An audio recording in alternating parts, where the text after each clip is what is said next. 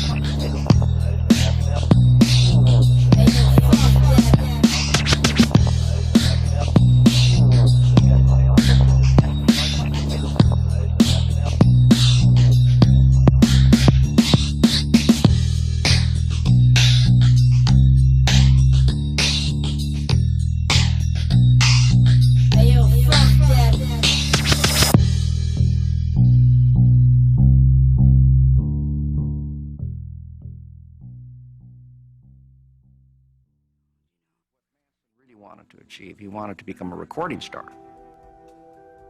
His first contact with anyone of any substance would be Dennis Wilson of the Beach Boys.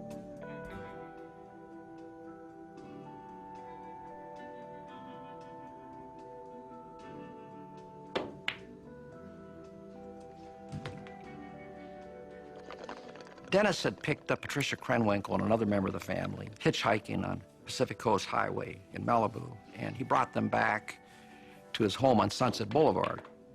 Manson and the family were living there for a while. It's like a test of enlightenment to see how far you're into the drums, man. People have got to see what you got, Charlie. You'll have recording producers lining up into the deserts. You got that right, man. Dennis Wilson, I believe, was fascinated with Charlie's mind and the kind of music he wrote. He was bored with the Beach Boy sound, and he wanted to do something more.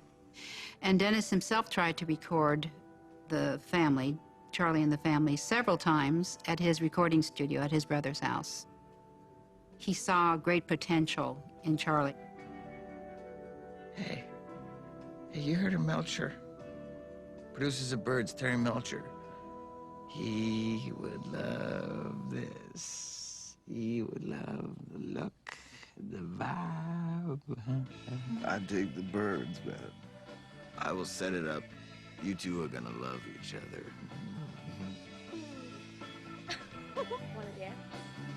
Dennis thought that Charlie could be a rock star. He introduced Charlie to people in Hollywood, and he was always talking him up, telling whoever that they should listen to him. Ladies and gentlemen, because I, Ronnie Howard, broke the Tate and LaBianca case and prevented no telling how many more murders, I've been shot at, assaulted, harassed, beaten, threatened, and it's very likely and very possible that by the time you see this picture, that I may be dead. Snitches will be taken care of. I met the Manson girls in SBI. Well, I was jailed for bad checks and sent to Civil Brand. Billy Bitches Institute. Oh, that's the county jail for women. Why did I get to Civil Brand? For possessing narcotics. Forgery of a prescription. Heroin. That's how I first met Susan Atkins at Civil Brand. She slept in the bed next to me. Well, it's full of the ugliest people you've ever seen in your life. I mean, everywhere you look, there are these ugly, depressing people walking around. And there are the whores, the junkies, and dykes, and the Manson girls were there, too. Yes, she asked me, she said, Nancy, are you my friend? And I said, yes. She said, can I trust you? I said, yes. Well, the pretty girls get bailed out by their pimps or boyfriends or lovers or something pretty fast, but like the ugly broads just stay there forever. We mostly rapped, about old times, and things that were happening. And one night, I guess she couldn't sleep. She came and she woke me up. And she sat down by my bed, and she began to tell me about the Sharon Tate murders. She was in jail on the Hinman murder at that time, but they didn't know anything about the Tate or LaBiancas or any other murders. She told me that she killed Sharon. I didn't believe her at first. She said that Sharon was crying, and begging. And she'd talk about how she'd stabbed the plastic-faced mannequins, which is what she'd called Abigail Folger and Sharon Tate. Every time she screamed, she'd stab her again, and she just kept stabbing her until she stopped screaming. And she said that Sharon would plead for the life of her baby, but the whining had got on her nerves, and that she kept stabbing her in the stomach, but she had a hard time because Sharon was trying to protect her stomach with her hands. And she told me that to stab somebody is better than having a climax. To stab somebody is a sexual release in itself anyway, because the whole world is one big intercourse and everything in life is in and out, whether it's smoking, eating. Charlie said the whole universe is one great big fuck. Everything. He said it was everything. Susan told me one time about this fellow that was going to kill himself anyway, but he wanted to do it while bawling Susan. Charlie said die to him just as much as he did to everyone else. Since he was going to kill himself anyway, she thought it would be a groovy experience. So he had the gun in his hand, and he and Sadie were bawling, and he told her, he said, now, when you start to reach your climax, tell me when. That's this Christopher Jesus that you talk about. As soon as she started reaching her climax, she told him, okay, now. And when she said, now, he just took the gun to his head and bang. And and killed himself right in the head.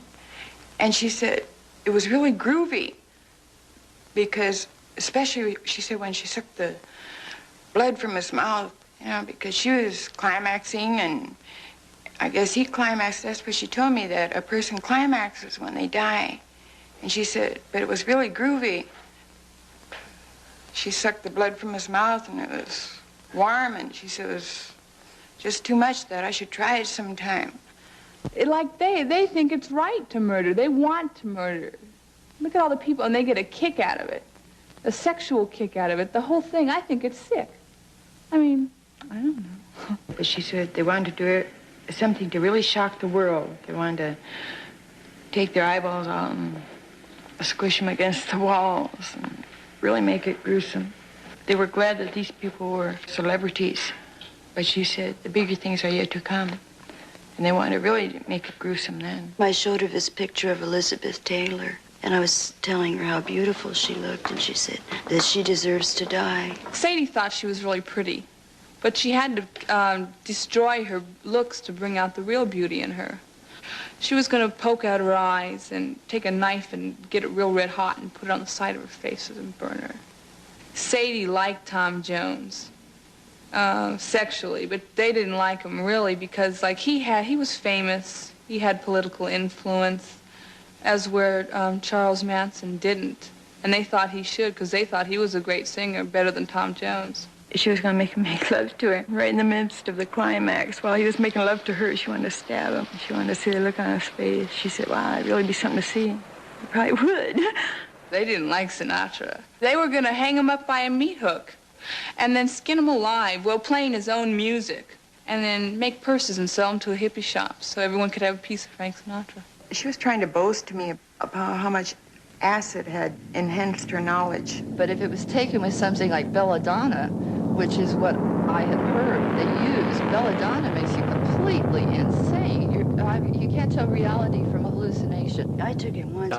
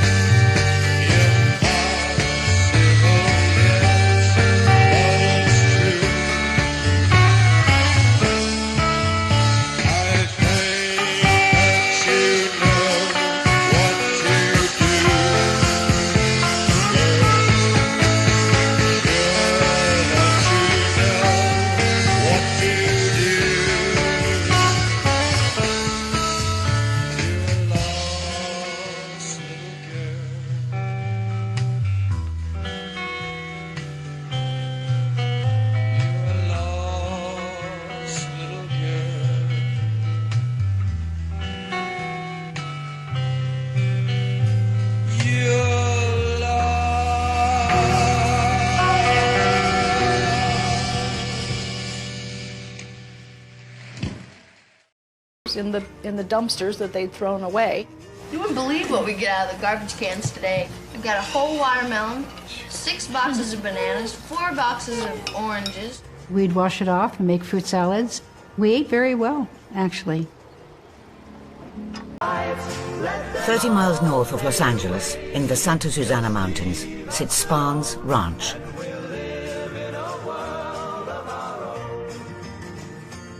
It had been a thriving set for westerns. Now it's run down. The perfect place for the family to settle, and for Manson to lick his wounds and prepare his next move. When the deputies raided the camp, some of the women were nude and some wore only bikini bottoms. The men had shoulder-length hair and wore beads.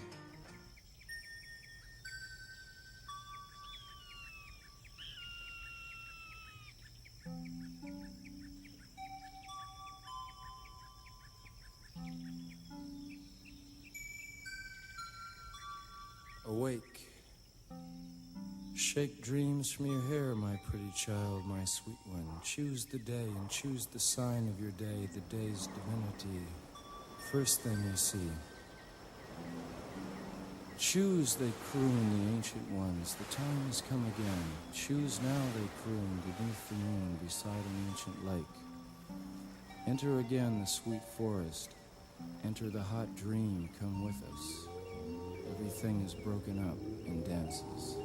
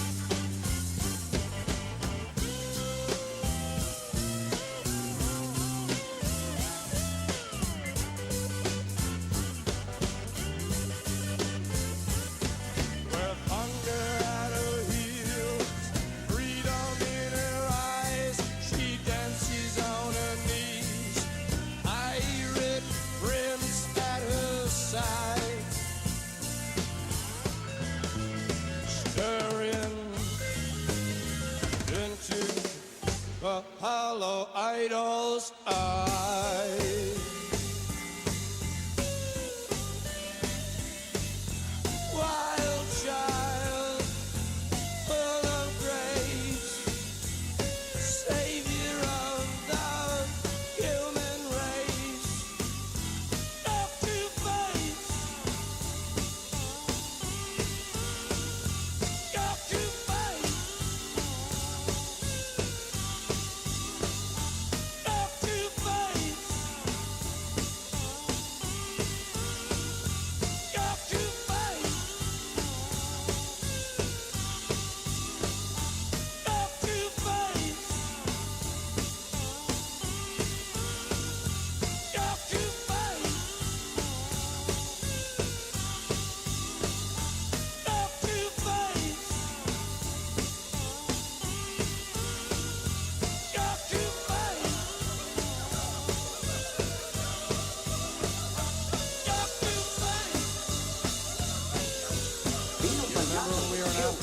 Phone book with all the numbers in it.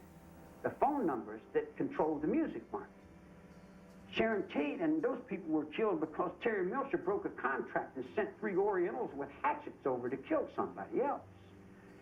In other words, you raised man up in the music. And everybody wants to say, hey, well, mine is better than his.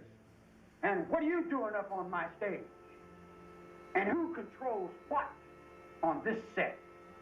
When you see Sharon Tate's body laying there all naked and murdered dead, do you think I had something to do with that? That was the altar.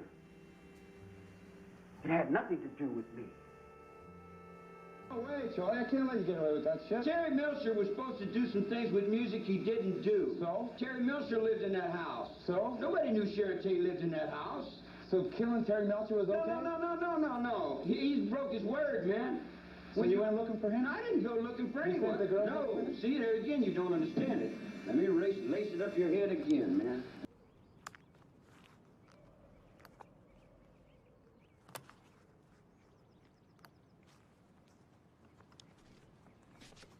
Oh, hey, skin a test of butter, boom, dum, back, dum, baby, zeta, butter. Fuck you, Jack. What the fuck was that?